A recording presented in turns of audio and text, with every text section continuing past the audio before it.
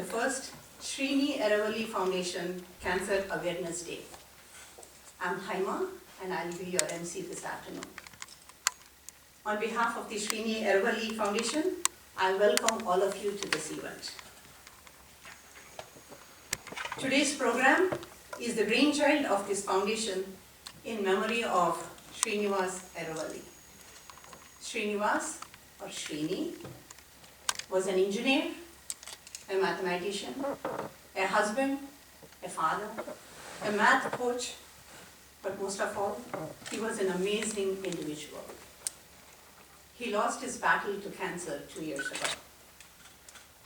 Even while coming to terms with it, this foundation was started to provide support to other such families in their most difficult times. The goal of this foundation is to provide some help in the form of toolkits, basic financial information, be a source of emotional support, and bring awareness to local communities about life-threatening diseases. It is also about encouraging students to get more involved with mathematics, Srini's love and religion.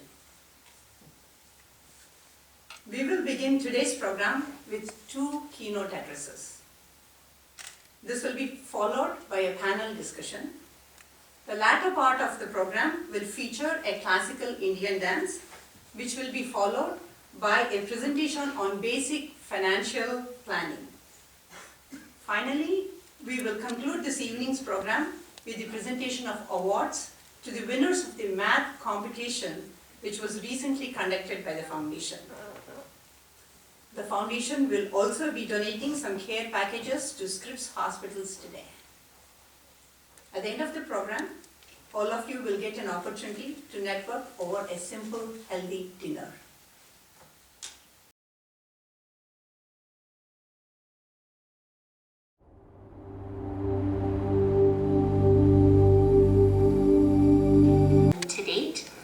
This foundation has already raised funds that have contributed to important net research being conducted at Stanford. In general, philanthropy is an incredibly nimble and targeted way of helping researchers like our team do net-specific research. It allows us to get things done more quickly and do them in a very focused way. So we appreciate you gathering today to consider fundraising for neuroendocrine tumor research. In addition, I would like to introduce Dr. Shagufta Shaheen, who is a new medical oncologist at Stanford and also a neuroendocrine tumor expert.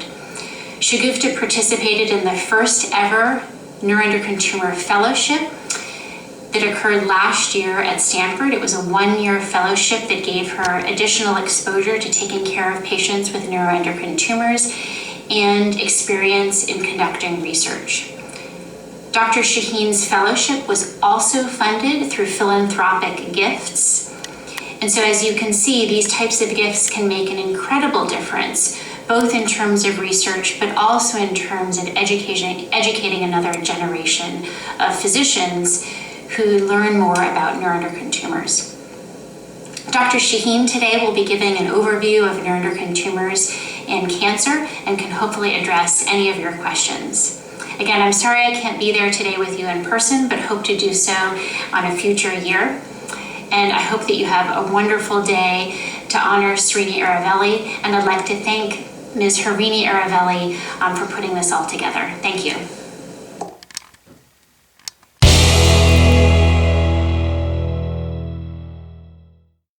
I also want to thank everyone for giving me this opportunity. I feel quite humbled to be here today to raise cancer awareness and also to represent Stanford.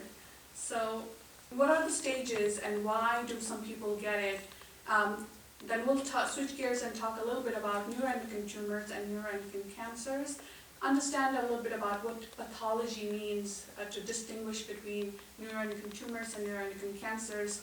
I'll briefly talk about what we mean by functional tumors, also talk a little bit about what are the treatments we have for neuroendocrine tumors right now, and why we need research in rare cancers. I think it's a really important point that we will try to talk about in the end. So what is cancer? Before I go there, I want to let you know that our cells, like in our human body, are very tightly regulated. We have something called tumor suppressor genes. So these genes are activated and they make sure that they keep the cell cycle in checks and balance, and the cell doesn't go rogue and gets uncontrolled growth. We also have proto-oncogenes. So these are genes that do the opposite, basically. They will make the cell go uncontrollably. What usually happens is these proto-oncogenes are suppressed, they are not activated. However, when the cell cycle, as we progress, we have multiple cell cycles, and we make mistakes. These cells make mistakes. They are also called mutations. When these mutations accumulate, this balance in our cell cycle gets disrupted. So the proto-oncogenes take precedence, they're more active, and the tumor suppressor genes are not working anymore, which means the cell cycle is growing uncontrollably, which results in these cells forming this massive growths that may be limited. They may not travel from one place to another or go to a different organ. In that situation, it's called a benign tumor.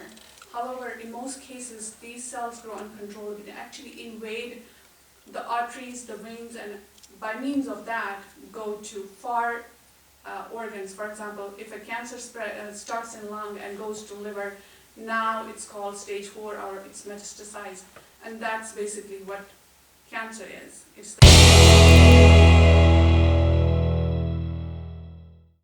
Actually try to do today is I'm going to try to give you a view of what I consider a boot camp of the journey I've been through. And what I really want to take and try to get through to you guys is the chaos or the emotions that occur when it first hits you, when you're going through the diagnosis phase, you're going through treatment, and you basically don't know what's going on. Are you going to be treated? You get into the maintenance phase, and you're basically fearing that scan every 3 months, or every 6 months, or every 9 months, and something like that. There's a whole series of it hits you. Okay, I'm going to do is we're going to briefly go through the guidelines. I'm going to sort of mention some of the initial lessons, and then I'm going to actually go back and try to highlight sort of the lessons I learned, or things I wouldn't do, or things, It sort of seems like some of these things should be patently obvious, but believe me, they did seem very obvious to me, and I think those of us that have gone through this, if you can actually get introduced to this now, and you actually end up in this adventure, whether you like it or not, hopefully some of you guys will take this away and maybe stay a little bit above the crisis stage before it hits you. Okay, we're going to dig deeper. Disclaimer right here. I'm not a social worker. I just happen to be a software engineer that happens to have gone through this. So, and I'm not a medical professional also. Okay, basically, September 3rd, basically Labor Day weekend.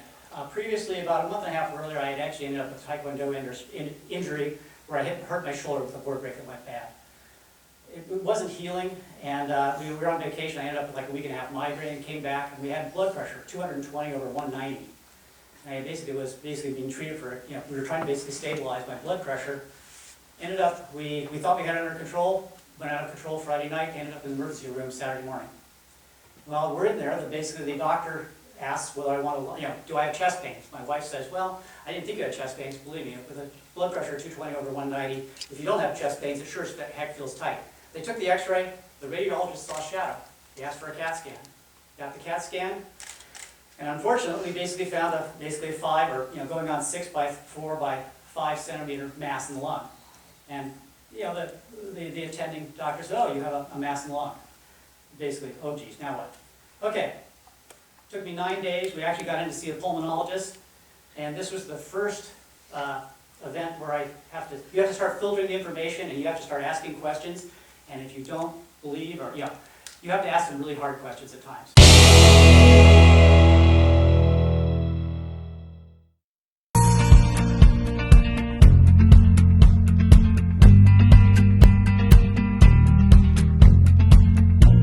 Give you perspective on the different types of cancers in male and female, the number, and also you can see the percentage. Among men, prostate is about 20%, and among females, it's about 30% for breast cancer. And see, you can see, Harini keeps telling me with her experience, yes, we have to be hopeful, but also we have to see the statistics of how bad it is. What is the risk, especially when you take all sides, meaning all different cancers, 1 in 3 can get this disease, right? And then we have the percentage and the numbers for different types of cancers. So it is something we all need to pay attention, we all need to do something. And then Shaheen, she's a clinical assistant professor of oncology medicine at Stanford University of Medicine. Thank you, Dr. Shaheen, for attending this. We have Dr. Vipulendu Jaina. He is a cancer immunology research investigator. He just recently moved to San Diego. I happened to meet him in Thai meeting, and I invited him, and he was more than welcome to take this offer, and he is spending time with us. He's a busy man, but we appreciate your presence here. And then we have Namrata Chansarkar, licensed acupuncturist, and she's a cancer survivor. Thank you. I listened to your radio address recently. She is a bundle of energy to the community, and she's doing a lot of good work. She has a clinic in Encinitas, and so from her experience, she's doing a lot of help to the community. We have Mrs. Harini Eravalli. She's a mother and caregiver who lost a loved one. That's her husband, our friend Srini. And then Dr. Jim Dolter, you just heard him. He's a retired Qualcomm senior director. He's a stage 4 cancer survivor. Mr. Aaron Lamb, I came to know of him recently. He's a Qualcomm engineer also. He's a stage 4 prostate cancer survivor. Thank you for being here. And we have Mrs. Sandy Huang Adam. She's a tech CMO, reformed McKinsey consultant, cancer. So you also had something on your LinkedIn. You said you have a hair like Jim Carrey or something like that, right? I did have hair like Jim Carrey for a while. Wow, okay. I was looking for that hair. Good. In Dumb and Dumber, yeah. Dumb and Dumber, yeah, good. Thanks for being here. And then we have Ren Zhu. She's the ex-Qualcomm employee. She works in the financial industry, and she's a cancer survivor. You must be very proud of your daughters, right? You have two. She has 2 grown-up daughters. One studied in Harvard, one in Princeton, right? So you must be super happy and proud of them, right? Thank you. Thanks for being here. And then we have Anil Srivatsa. Is a champion for the cause of organ donation. It's another coincidence. I happened to talk to him yesterday. He is traveling from India. He's already traveled 43 countries. He's on the way to doing another 150 miles of travel in his own car. So he's just happened to be in San Diego, just passing by. And I happened to meet him and invite him to this event. He accepted it. He's here. Thank you for being here. And so I invite you, all of you, and we'll have, Shalini, sorry, I again forgot. Shalini Mahika. Shalini Mahika is a good friend of mine, and I used to know her husband, Murli. I spent a lot of time with him. Thank you for being here, and she is also doing a lot of good work for the community, sharing her experiences. Thanks. So I'll skip the profiles in that brief introduction. So what I'll do now is I'll go through the first round of questioning for each one of you. And time permitting, we can get to general questions, but certainly if any of you have any questions, we'll entertain those. First, I want to thank Srini Eravalli, right? It's because of him, it's giving us all this energy and motivation to do good work, right? I want to be remembering him every second when I'm doing this, and that's the energy we get. And I appreciate Harini giving me this opportunity. And let's,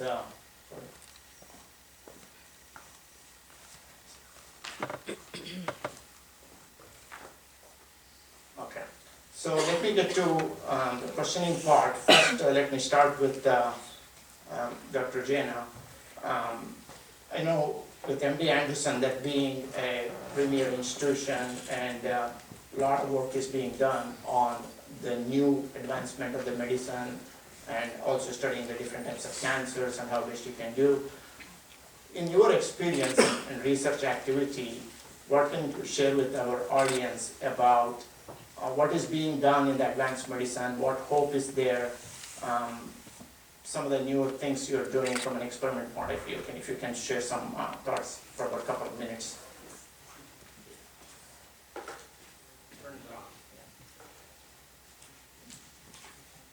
First of all, I'm really amazed by the audience and the Srini Radhavi Foundation.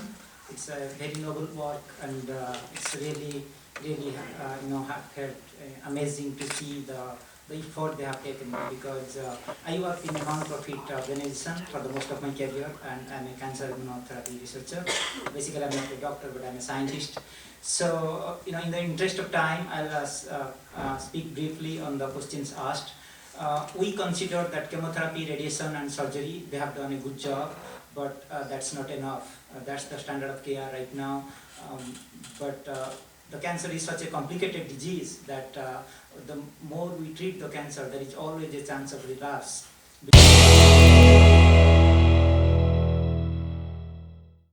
We present a dance performance in which the first item, Dhyaye Subharna Varna, depicts the triumph of the spiritual energy as Mother Durga, destroying the demons Mahishasura and Chandamunda.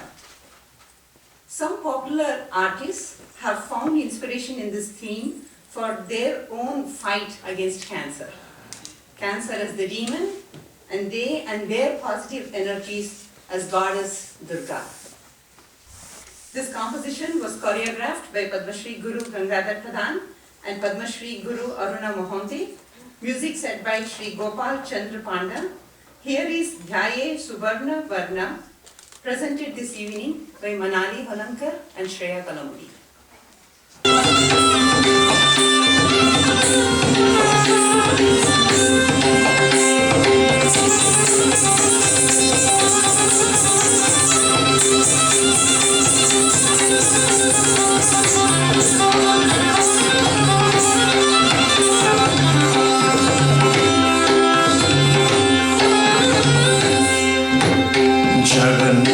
Jagannath Swami Nayana Pathagami Bhavat Me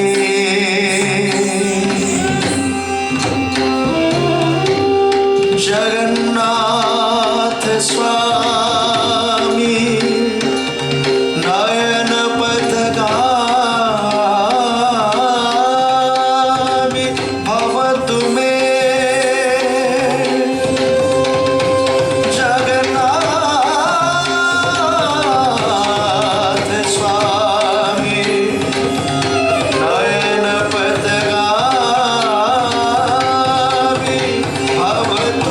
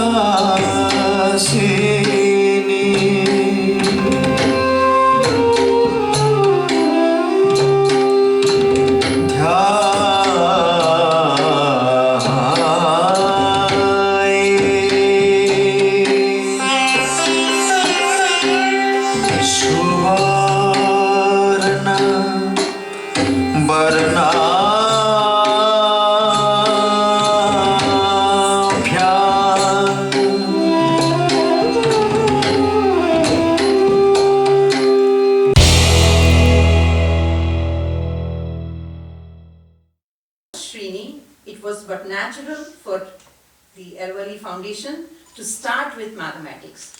Under the leadership of Dr. Srinivas Nalabolu, Srini Aravalli Foundation established, designed and conducted its first math competition called SE Math Festival. The competition was conducted in 3 categories: mock AMC 8, mock math counts for middle school students, mock AMC 8 Lite for elementary school students. This competition was coordinated with San Diego Math Circle and its director, Dr. David Brown. Over 100 students registered through the foundation website and participated in the competition that took place on October 12th on UCSD premises. Several students participated in multiple categories.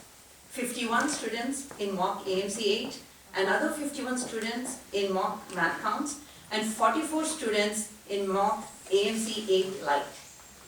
Around $1,500 was collected from the registration fees, and this entire amount will be donated to Courage Through Cancer Fund at our own San Diego State University. Now, I would like to invite Dr. Brown to come up to the podium and present the awards for the winners under each of these categories.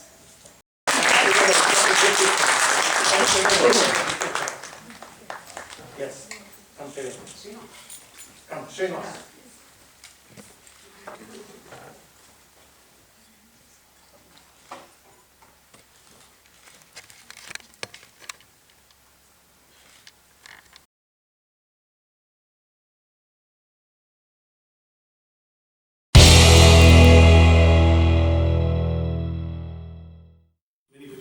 Because this is one of the most secretly kept things, so we need to really ensure that we really know someone knows where it is, right? Okay.